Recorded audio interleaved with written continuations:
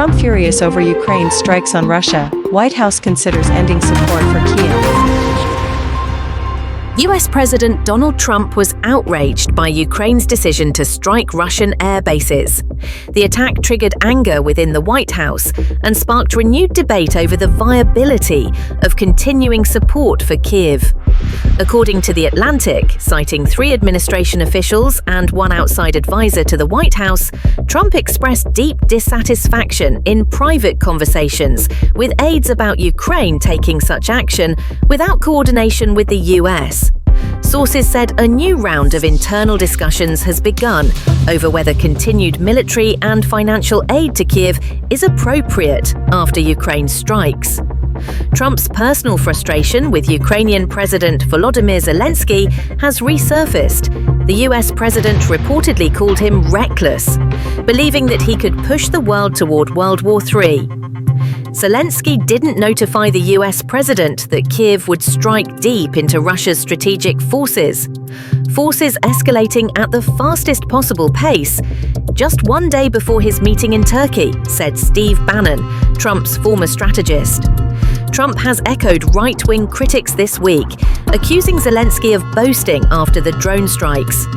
According to an advisor, Trump was impressed by the boldness of the attacks, but believes Zelensky should be focusing on negotiations between Ukraine and Russia in Istanbul.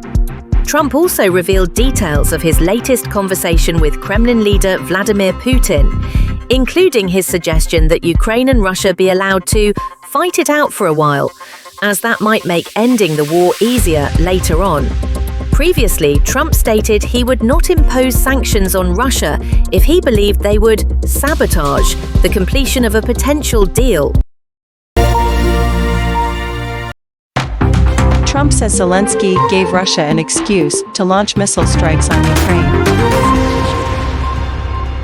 The US president stated he is not happy with Kyiv's escalating attacks on Russia's nuclear triad, recent Ukrainian drone strikes targeting Russian military airfields, home to long-range bombers capable of carrying nuclear weapons, have significantly increased the risk of escalation and provided Moscow with a legitimate pretext to respond with force, US President Donald Trump told reporters on June 6, local time. In addition to a coordinated UAV assault on multiple Russian air bases, Ukraine also blew up railway bridges inside Russian territory this past week, causing passenger and cargo trains to derail. According to Russian sources, the attacks killed at least 7 people and injured more than 120, including children. Russian President Vladimir Putin mentioned these attacks during a phone call with his American counterpart on Wednesday, warning that Moscow's response would be inevitable and entirely justified. When asked whether Kyiv's targeting of a key component of Russia's nuclear triad had changed his view on the severity of the conflict or the card that Ukrainian President Volodymyr Zelensky is playing, Trump told reporters on Friday that he was not happy with the escalation. "They gave Putin an excuse to go in and bomb them last night," Trump said bluntly. "That's something I really didn't like. When I saw that, I said, here we go again. Now there's going to be a bombing campaign." In response to what it called recent terrorist actions by Kyiv, the Russian military carried out a large-scale strike early Friday, targeting Ukraine's defense industrial facilities. According to the Russian Ministry of Defense, the attack used missiles launched from aircraft, warships, ground-based systems, and drones.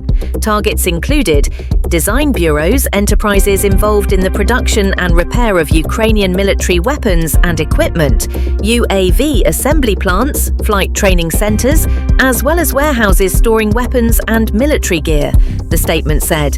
President Putin described the deadly railway sabotage attacks as undoubtedly acts of terrorism carried out by the illegal regime in Kyiv, which he said is increasingly turning into a terrorist organization. Moscow accused Kyiv of escalating attacks to sabotage peace talks backed by the United States. Russia also claimed that Trump is receiving filtered information about the Ukraine conflict from individuals who are pushing Washington to continue its support for Kyiv.